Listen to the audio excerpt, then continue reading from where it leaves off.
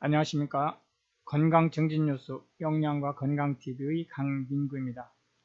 조리 자격증TV 프로그램으로 조리 기능사 자격시험 필기 공통사항 실전 모의고사 제11회 시작하도록 하겠습니다. 1번 문제부터 들어가도록 하겠습니다. 레이노드 현상이란 무엇이냐 라고 물어봤네요. 예, 레이노드 현상이라고 하는 것은 국지적인 진동 에 의한 이제 신체적 그 중독 현상을 말하는 것이죠. 그래서 1번 문제가 답이 되겠습니다. 손가락의 말초혈관 운동 장애로 일어나는 국소진통증이다. 예를 들어서 전신이 다 떨리는 그런 형태의 진동 쪽은 아니고요. 굴착기라든지 그 손으로 하는 굴착기죠. 그 아스팔트 같은 거 이렇게 쪼개기 위해서 그런 형태의 진동에 의해서 손가락에 피가 잘 흘리지 않는 그런 현상의 이제 통증을 얘기하는 거죠. 예, 각종 소음으로 일어나는 신경장애, 이거는 소음이 아닙니다. 물론 굴착할 때 소음이 큰 거는 맞는데 그거는 이제 다른 쪽이고, 난청이라든지 이런 쪽에 다른 질병이고, 레이노드 쪽은 진동에 관련 거다. 혈액순환 장애로 전신이 곧아지는 현상이다. 예, 이거는 대사성 질환 쪽에 생활습관병이라고 지금 이제 이름을 하죠. 옛날에 성인병이라고 했었다가 소음에 적응을 할 수 없어 발생하는 현상을 총칭하는 것이다. 이건 다 난청 관련된 부분이다. 이렇게 말씀드릴 수가 있겠습니다. 2번 문제로 넘어가도록 하겠습니다. 세균성 식중독과 병원성 소화기계 감염병을 비교한 것으로 틀린 것이 뭐냐라고 물어봤네요. 순서대로 해서 컴마 왼쪽이 세균성 식중독, 오른쪽이 병원성 소화기계 감염병, 이렇게 이제 나누어진다라고 할 수 있는데요. 우선 답은 2번 2차 감염이 빈번하지 않죠. 세균성 식중독은 2차 감염이 통상적으로 일어나지 않아요. 2차 감염이라고 하는 이 말 자체가 감염이 된다는 뜻이죠. 그러니까 감염되는 건 감염병이죠. 그러니까 이 앞에 게 식중독이고 뒤에 게 감염병이잖아요. 그런데 식중독은 감염이 빈번하다. 그리고 감염병은 감염이 없다. 그러면은 벌써 용어 자체에서부터 틀린 말이죠. 예, 그러니까 2번이 틀린 말이 되겠고요. 1번부터 이제 맞는 답을 한번 보겠습니다. 많은 균량으로 발병하는 게 맞습니다. 식중독은 예를 들어서 10의 7승마리 이상, 그러니까 1000만 마리 이상이 있을 때 발병을 하는 게 통상적이에요. 그러니까 뭐 몇십만 마리 이렇게 가지고는 있다 할지라도 발병까지는 통상 안 간다. 이렇게 이제 보면 되겠고요. 감염병은 균량이 적어도 발병을 합니다. 네, 3번. 식품위생법으로 관리하는 게 맞죠. 식중독은. 그리고 감염병은 감염병 예방법으로 관리하는 거다. 이렇게 이제 볼 수 있겠습니다. 그리고 세균성 식중독은 주로 잠복기가 짧죠. 아주 짧은 거는 한두 시간이면, 먹고 나서 한두 시간이면 이제 문제가 생기죠. 그런데 지금 코비드19 같은 거 한번 보세요. 코로나19.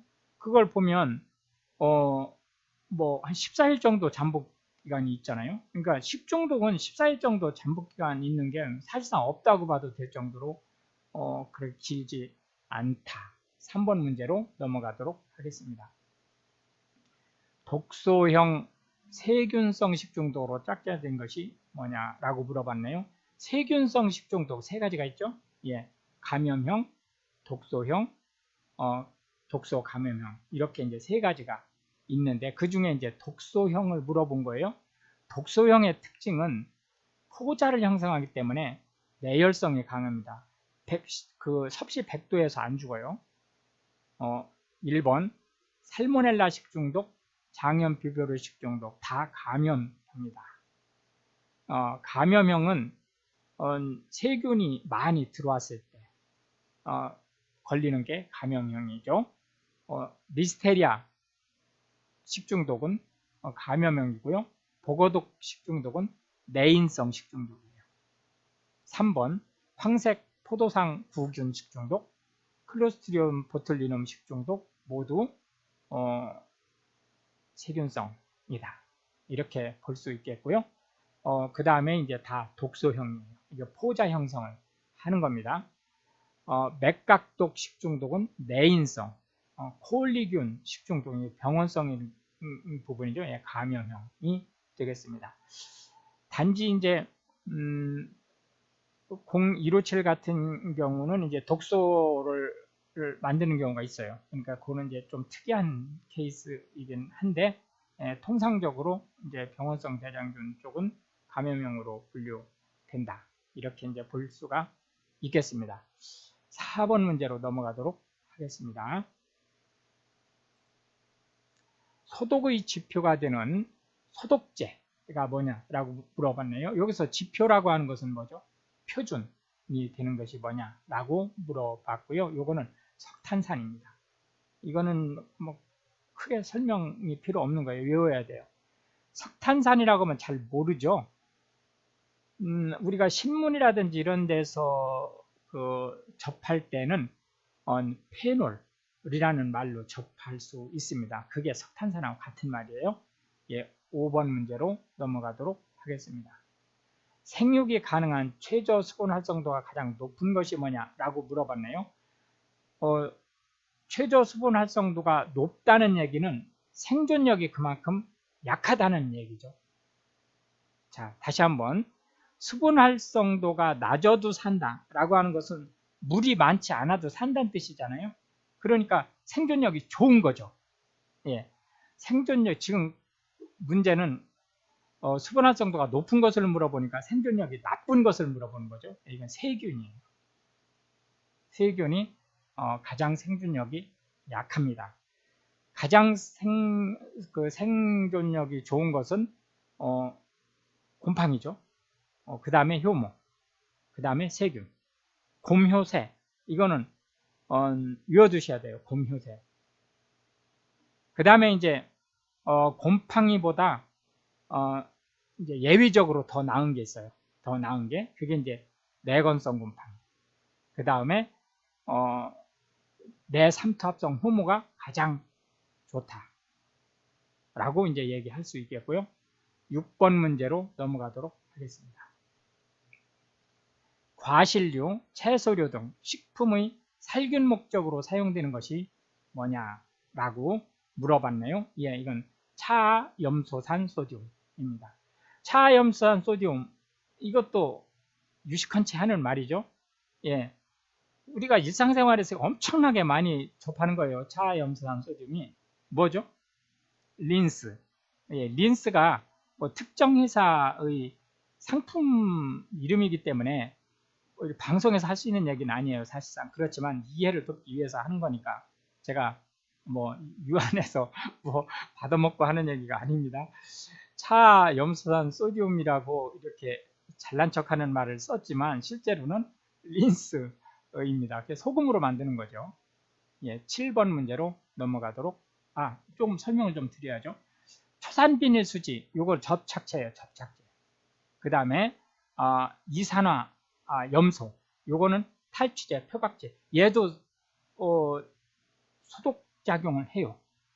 그런데 먹을 수 있는 거는 이 린스, 락스밖에 없어요. 지금 현재 여기 나온 것 중에서. 그 다음에 이제 주소수지는 절연체로 사용이 된다. 이렇게 할 수 있겠고, 락스를 가지고 과실이나 채소류로 할 때는 이 희석 비율을 무지하게 높여야 돼요.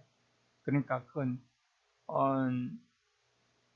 조심해야 됩니다. 어쨌든 사용할 때 독성이 강하기 때문에. 예, 7번 문제로 넘어가도록 하겠습니다. 다음 중 내인성 유해식품이 뭐냐라고 물어봤네요. 내인성이 뭐죠? 앞에서도 잠깐 내인성이라는 말을 제가 했었죠.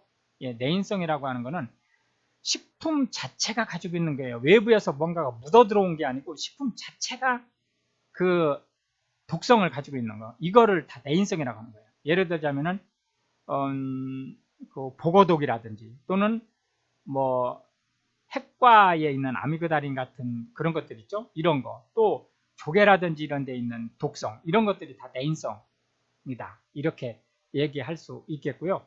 답은 일단 싹이 튼 감자에 있는 이게 뭐죠? 싹이 튼 감자에 있는 독성이 뭐예요? 솔라닌. 예, 솔라닌이에요.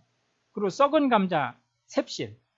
그리고 푸르둥둥한 감자 햇볕 쪄가지고 예, 그건 예, 똑같이 솔라닌이죠. 예. 1번부터 한번 보죠. 지나치게 구운 생선 이게 이제 뭐 예를 들자면은 타 가지고 벤조피렌이라든지 이런 게 나올 수 있는 거죠. 이건 외부적인 거잖아요.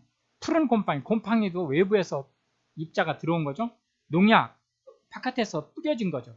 예, 그러니까 답은 3번이 되겠습니다. 8번 문제로 넘어가도록 하겠습니다. 빵을 비롯해서 밀가루 제품에서 밀가루를 부풀게 하여 적당한 형태를 갖추게 하기 위해 사용되는 첨가물이 뭐냐? 뭐 이거 너무나 많이 알고 있죠. 이스트라든지 뭐 이런 거 있잖아요. 식소다 같은 거. 또 이제 우리가 그런 것들이 이제 효모 종류죠. 예, 이런 것들인데 이런 것들을 뭐라고 얘기하느냐? 식품 첨가물이에요. 식품 첨가물의 공식 명칭이 팽창제다. 이렇게 얘기할 수 있겠고, 유화제가 뭐예요? 유화제는 물과 기름이 원래 섞이지 않은 거죠. 물과 기름이다. 그런 우리 속담이 있잖아요. 그런데 이 유화제는 물과 기름을 섞이게 하는 거예요. 계면활성제라는 말이 무슨 말이냐? 기름계가 있고 물계가 있어요. 계가 다르죠. 물과 기름은. 그 각각 계가 다른데 이렇게 계면이 만나면 안 섞이려고 하는 성질을 가지고 있죠. 계가 다른 면이 만나면 안 섞이려고 한단 말이에요. 이거를 활성화시킨다라고 하는 것은 얘를 이렇게 쪼개가지고 이 면이 친하게 바꿔주는 거예요. 그래서 막 섞여.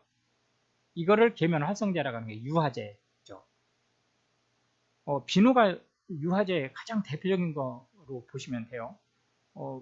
피막제는 뭐예요? 이거는 이제 과일이나 채소의 수분을 날아가지 않게 좀 고정시키고 또 색깔을 좀 예쁘게 나게 하기 위해서 코팅하는 거를 얘기하는 거예요. 산화방제는 특히 지질 쪽에 이 기름류는 산패가 잘 된단 말이에요. 그러니까 산패는 썩은 게 아니에요. 먹어도 상관없어요. 썩은 게 아니에요.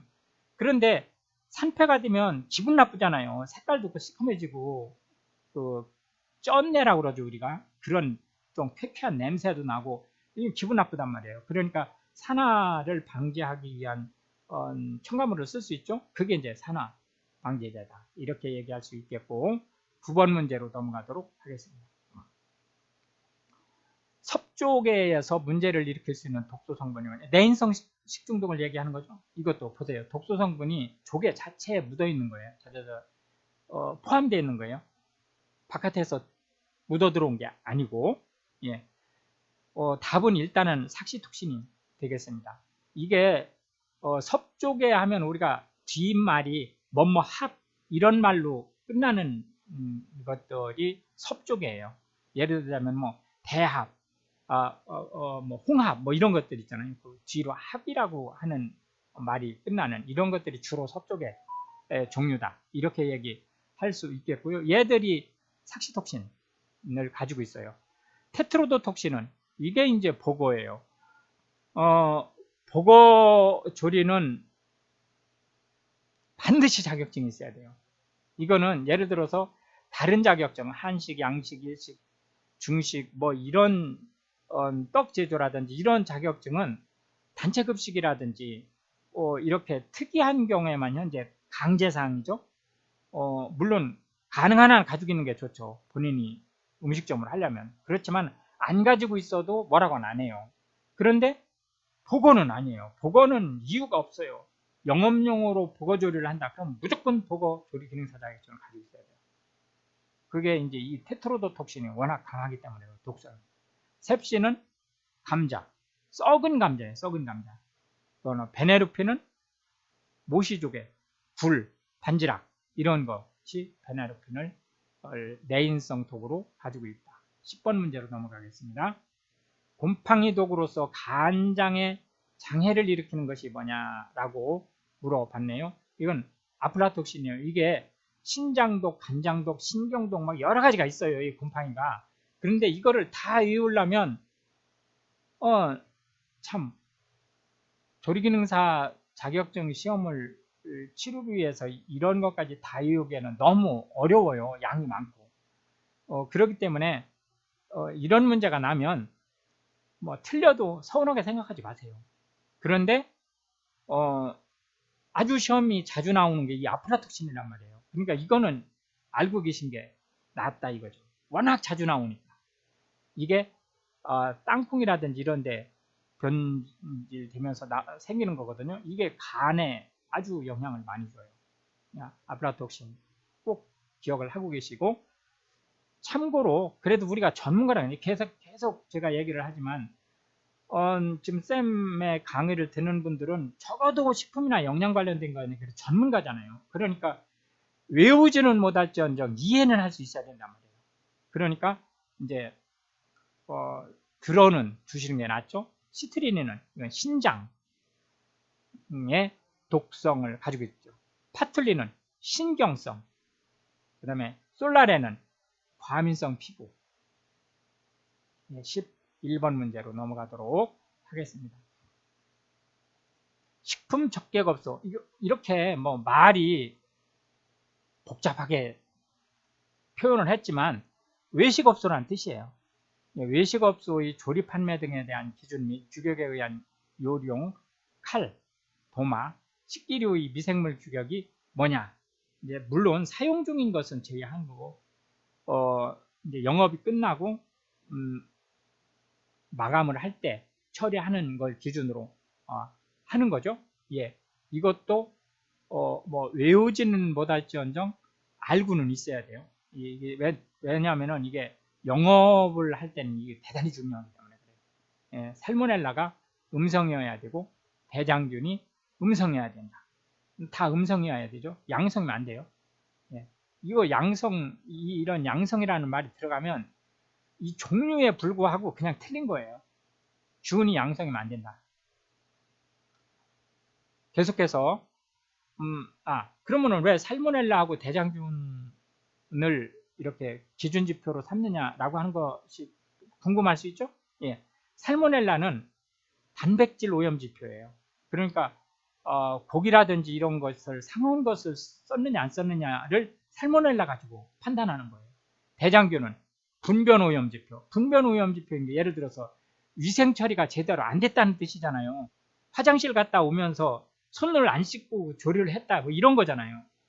그러니까 이 살모넬라하고 대장균이 표준 지표에 해당된다. 이렇게 이제 볼 수 있다는 거죠. 예, 12번 문제로 넘어가도록 하겠습니다. 식품위생법상 조리사 면허를 받을 수 없는 사람이 누구냐라고 물어봤네요. 마약 중독자는 안 됩니다. 미성년자는 금지는 안 해요. 미성년자에 대해서는 이제 뭐 취업이라든지 이런 걸 하는데 한계가 있을 뿐이지 금지는 안 합니다. 만약에 금지하면 고등학교 때는 딸 수가 없죠. 네.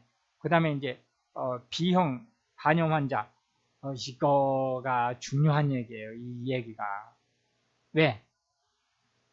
감염병이잖아요. B형 감염병이죠. 예, 이게 감염병인데 어떻게 조리사 면허를 딸 수 있죠?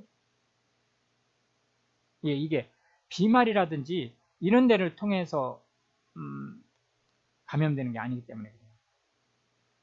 이게 꼭 기억을 하고 계셔야 돼요. B형 간염 환자는 조리사 면허를 딸 수 있어요. 그 다음에 뭐 에이즈 같은 경우도 이게 특이한 케이스예요. 에이즈 같은 경우도 이제 물론 거기에 제한이 있을 수 있습니다만은 조리사 면허를 금지하지 않고 있습니다. 그 다음에 이제 결핵이 얼마나 지금 전 세계에서 이 선진국이라고 하는 나라에서 결핵율이 우리나라가 최고 높아요. 무지하게 높아요. 결핵 그 감염률이. 그런데 결핵도 조리사면을 딸 수 있죠. 언제? 예, 비활동성일 때. 결핵은 비활동성이라는 것이 의사 진단서가 첨부돼야 돼요. 그 다음에 이제 조리사면의 취소 처분을 받고 그 취소된 날로부터 1년이 경과된 거의 경우에는 면허를 받을 수 있죠. 그러니까 답이 아닙니다. 이거 없는 사람을 물어본 거니까. 예, 13번 문제로 넘어가겠습니다. 넘어가기 전에 한 가지 더 얘기를 좀 할게요. 정신질환자, 이거 마약 중독자뿐만이 아니고 받을 수 없는 사람, 정신질환자 받을 수 없어요. 그 다음에 B형 간염 환자 빼고 감염병 환자 안 된다고 했죠. 그 다음에 이제 약물 중독자, 이 마약뿐만이 아니고 특히 정신성 물건 약품은 마약이라고 하는데 이것 이외에도 이제 약물 중독에 해당되는 사람들은 안 됩니다. 13번 문제로 넘어가도록 하겠습니다. 자유수의 성질에 대한 설명으로 틀린 것이 뭐냐라고 물어봤네요. 자유수라는 것이 뭐냐 그러면은 이걸 또 이해를 하셔야 되죠. 예. 식품은 수분이 무지하게 많죠. 식품에는 특히 과일이나 채소는 뭐 거의 한 97, 8%, 99%까지도 물이 있어요. 수분으로 구성되어 있어요. 그런데 그 식품에 들어있는 물이 크게 두 가지 종류가 있어요. 하나는 자유수라는 게 있고 하나는 결합수라는 게 있어요. 결합수는 식품 자체의 물이에요. 그리고 자유수는 착즙이라든지 이런 걸 해서 빼낼 수 있는 물이에요. 그러면은 자유수는 어떤 성질을 가지고 있느냐? 예를 들어서 채소를 냉동실에다 넣으면 얼어버리죠. 채소가. 그건 왜 어느냐? 이 자유수 때문에 오는 거예요. 자유수 때문에. 결합수는 냉동실에 넣어도 안 얼어요. 그리고 100도 이상 물에 펄펄 끓여도 결합수는 증발이 안 돼요. 그러니까 결합수는 아무리 많아도 미생물이 결합수를 이용할 수 없기 때문에 부패가 안 돼요. 자유수 때문에 문제가 생기는 거예요. 자유수 때문에. 이 자유수를 지금 물어본 거예요. 틀린 것이 뭐냐? 일단 답은 미생물 번식과 성장에 이용되지 못한다가 아니고 자유수는 된다는 거예요. 결합수가 못 되는 거예요. 결합수가. 수용성 물질의 용매로 사용돼요. 자유수는. 결합수는 안 되죠. 사용이. 비중은 4도씨에서 최고예요. 자유수는. 결합수는 온도하고 별 차이가 없어요. 건조로 쉽게 제거가 가능해요. 자유수는. 결합수는 제거가 안 돼요. 건조시켜도. 이 비중이 4도씨에서 최고가 된다는 것은 이게 물이 가지고 있는 엄청난 특성이에요. 이 얘기는 무슨 얘기냐면 원래 온도가 내려가면 비중이 높아져야 되는 거죠. 원래는. 그런데 물은 보세요. 얼음이 되면 비중이 낮아지죠.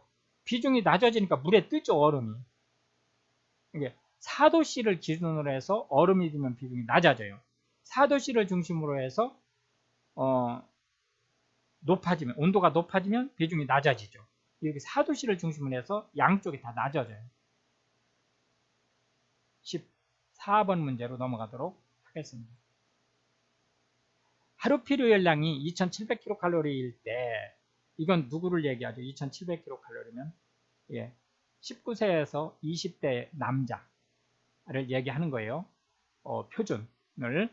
이때 이 중 14%에 해당하는 열량을 지질에서 얻으려고 한다면 필요한 지질의 양이 얼마냐라고 물어봤네요. 일단 계산을 해보죠. 2700 곱하기 스마트폰으로 계산 직접 해보세요. 꼭 곱하기 14% 0.14죠? 는 얼마가 나와요? 378이 나오나요? 378 맞죠? 378 이게 나왔어요. 이 계산을 해서.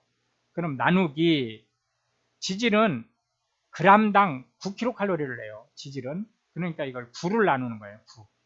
그러면은 얼마가 되죠? 42가 되네요. 예, 2번이 답이 되겠습니다. 10, 5번, 2700은 진짜 숫자예요. 이게 아까 얘기했지만은 19세에서 29세까지 남자.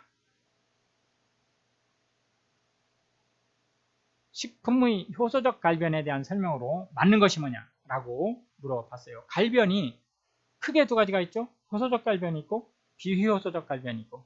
예를 들어서 사과를 깎아서 공기 중에 노출시키면 변하죠. 색깔이 누리끼리하게 별로 맛대가리 없이 보이게 변하잖아요. 그 비효소적 갈변이죠. 예. 효소적 갈변의 가장 대표적인 것이 홍차를 만드는 거예요. 예, 어쨌든 이제 그걸 참고로 해서 한번 보시겠습니다. 답은 2번 블렌칭.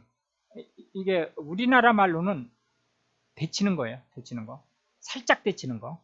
에 의해서 반응이 억제되죠. 왜? 효소가 죽으니까. 효소는 한 40도 정도 온도가 올라가면은 이제 기능이 약해지기 시작해서 80도 이상 되면 완전히 멈춰요. 왜 그랬죠? 효소가 단백질이기 때문이죠. 효소가 단백질로 구성되기 때문에 단백질의 반응 온도에 따라서 효소가 이제 비활성화가 된다. 이렇게 얘기할 수 있겠습니다. 간장, 된장 등의 제조 과정에서 효소적 갈변 반응이 일어난다. 예, 기질은 이게 틀린 말이에요. 그러니까 이거 비효소적 갈변 반응이에요.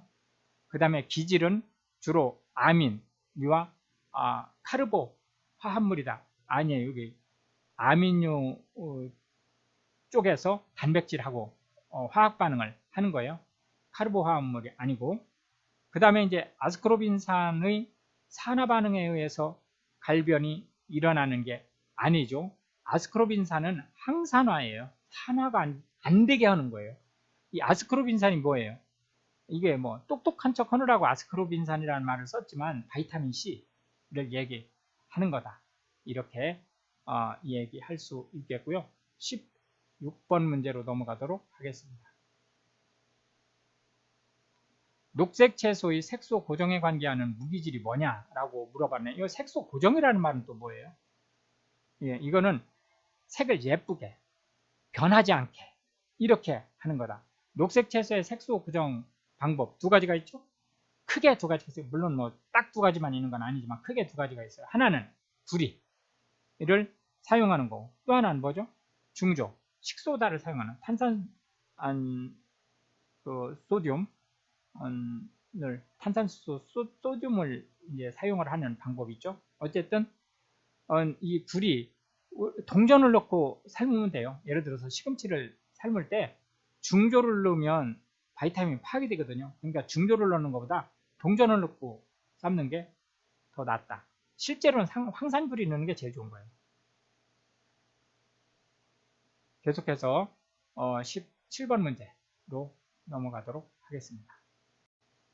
20%의 수분과 20%의 포도당을 함유하는 식품의 이온적인 수분 활성도가 얼마냐라고 물어봤네요. 이거 너무 어려운 문제예요. 너무 어려운 문제이기 때문에 만약에 진짜로 이런 문제가 현장에서 나면 포기하고 그냥 넘어가셔도 돼요. 그렇지만 설명은 제가 드리겠습니다. 설명은. 다만 이해가 안 되더라도 뭐 짜증내지 마세요. 이런 거 가지고는 스트레스 받지 마세요. 60문제 중에 한 문제 이런 너무 어려운 문제가 났을 경우에는 그냥 포기하고 가셔도 전혀 서운하지 않은 문제예요.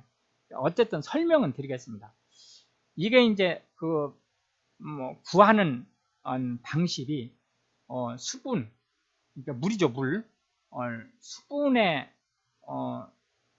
함량 나누기 이 수분의 함량 분자량 플러스 식품 지금 해당 식품의 함량 이렇게 하면 수분 활성도가 돼요. 만약에 여기다가 곱하기 100을 하면 상대 습도가 되는 거예요. 이 수분 활성도를 액티비티 워럴이라고 해서 AW라고 그래요. 이 AW에다가 100을 곱하면 우리가 얘기하는 습도가 되는 거예요. 상대 습도가. 근데 지금 현재 여기서는 상대 습도를 구한 게 아니고 수분 활성도를 구하는 거니까 곱하기 100은 안 하는 거죠. 그러면은 수분의 분자량을 구해보죠. 우선 요 분자에 있는 거죠. 분자에 있는 거. 20 나누기 얼마가 돼요? 18. 그죠? 20 나누기 18이 되죠? 예. 이걸 나누기 여기 수분 20 나누기 18 똑같이 분자에 있는 걸 분모에도 또 똑같이 쓰는 거예요. 여기다 더하기 여기 식품이 포도당이죠. 이거에 20 나누기 180 이렇게 하는 거예요. 이렇게 하면 돼. 식이 되죠.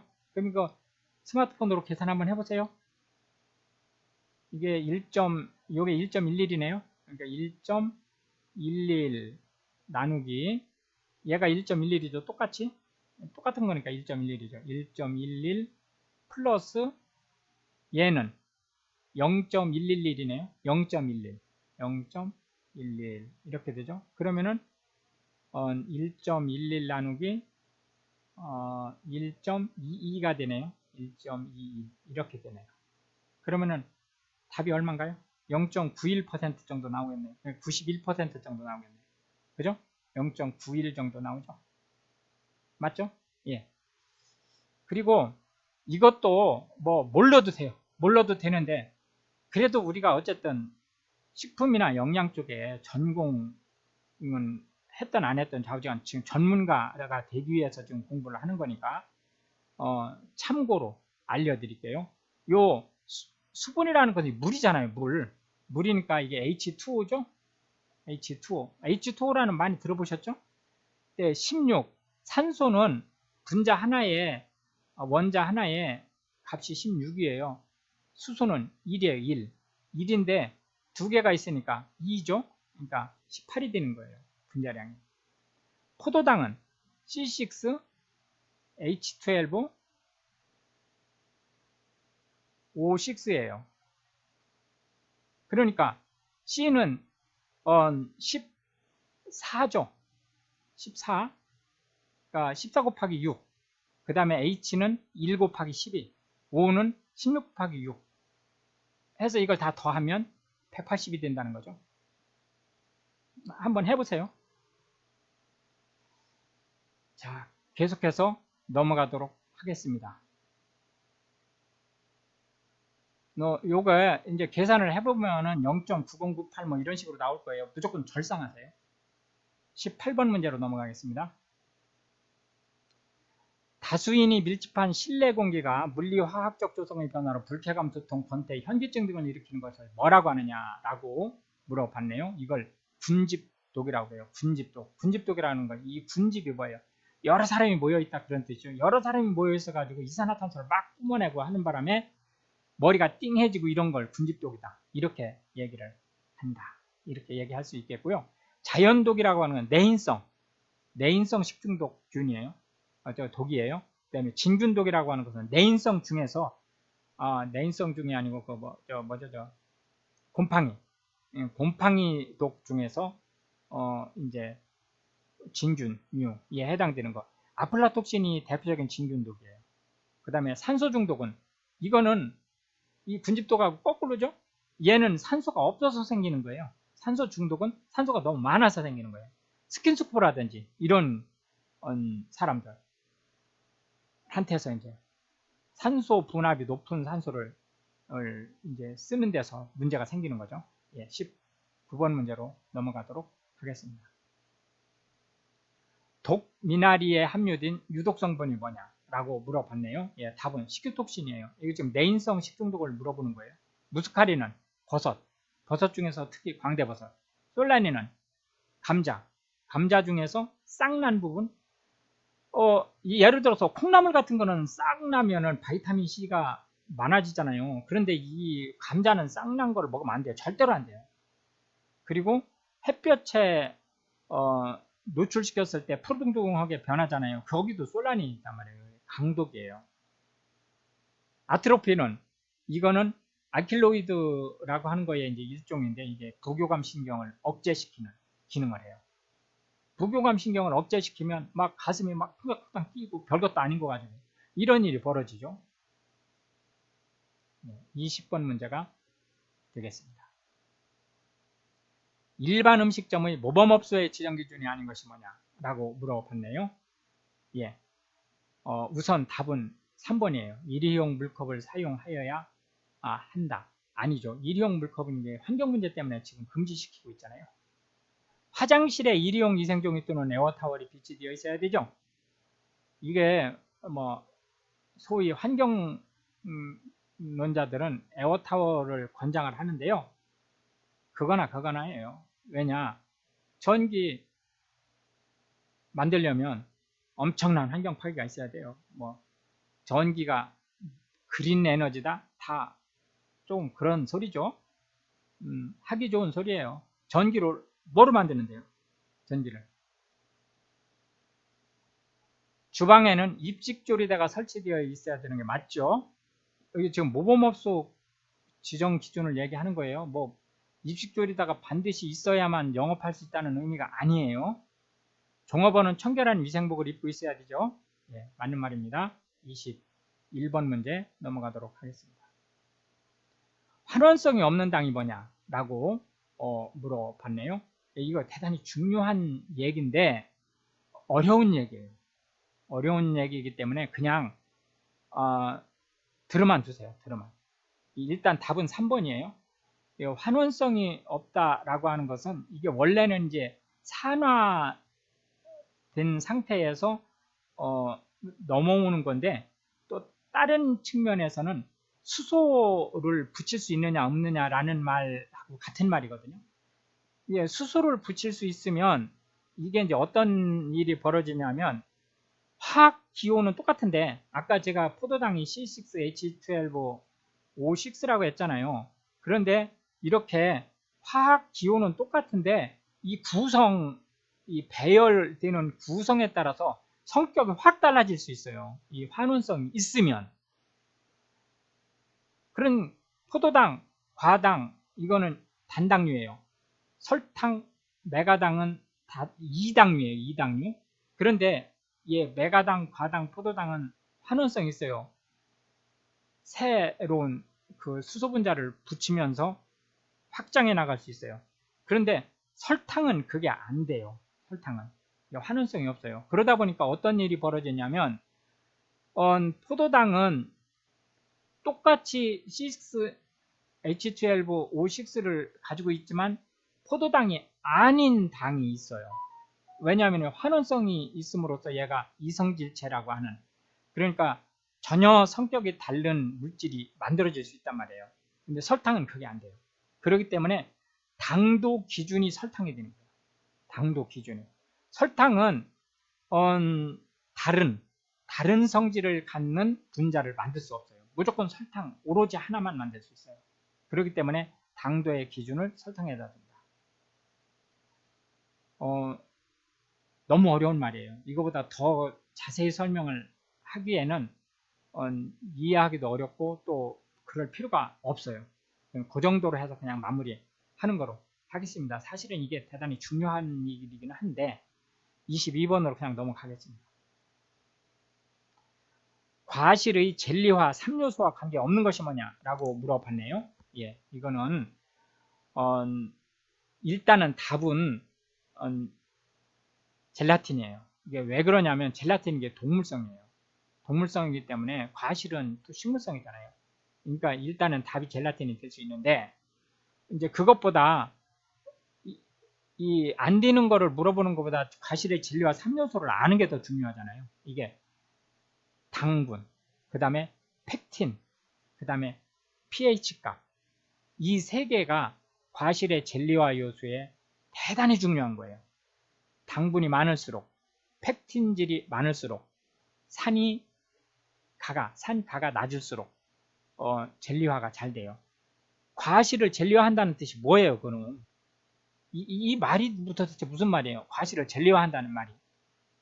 예, 잼을 만든다는 뜻이에요. 잼이 잘 만들어지는 게 뭐냐라고 물어보는 거예요. 근데 무조건 많다, 무조건 잘 된다 이런 의미는 아닙니다. 그러나 일정량이 잘 많이 있어야 된다라는 얘기고 23번 문제로 넘어가겠습니다. 고구마 100g이 72kcal의 열량을 낸다고 하면 고구마 350g은 얼마의 열량을 낼 수 있느냐라고 물어봤네요. 이거는 점수 주려고 낸 거죠. 초등학교 문제잖아요. 초등학교 문제. 100대 72는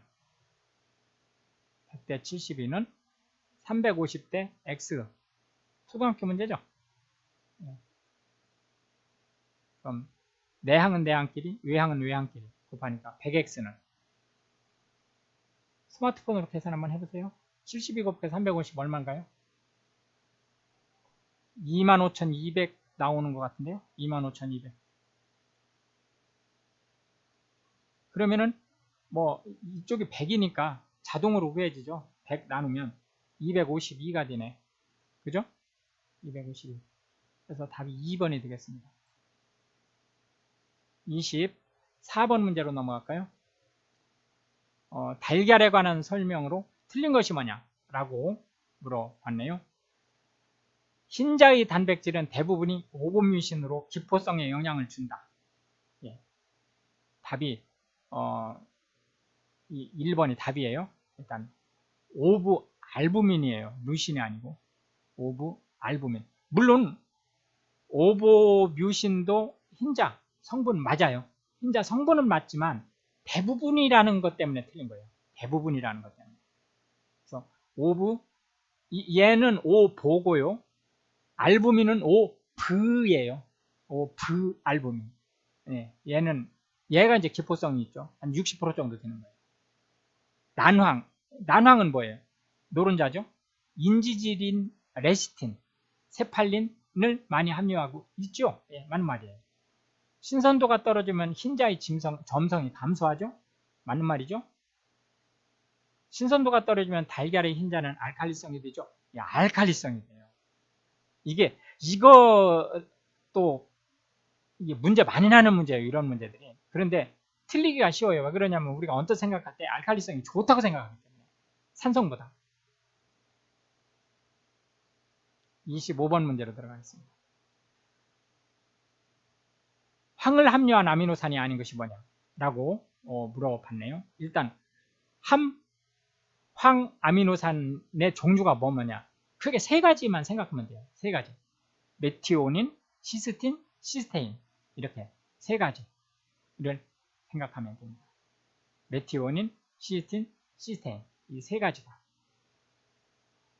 트레오닌이 아니죠. 그럼 황을 함유한 아미노산은 이제 특이해요. 특이하기 때문에 좀 이제 그 체크를 해주시면 되겠고, 메티오닌은 이게 필수 아미노산이고 시스텐하고 시스테인은 필수 아미노산은 아닙니다. 이렇게 해서 이제 25개의 문제를 살펴봤고요. 12회차에서 다시 만나도록 하겠습니다. 네, 이거를 시간을 억지로라도 내실 수 있는 부분들은 모의고사는 다 시청을 하세요.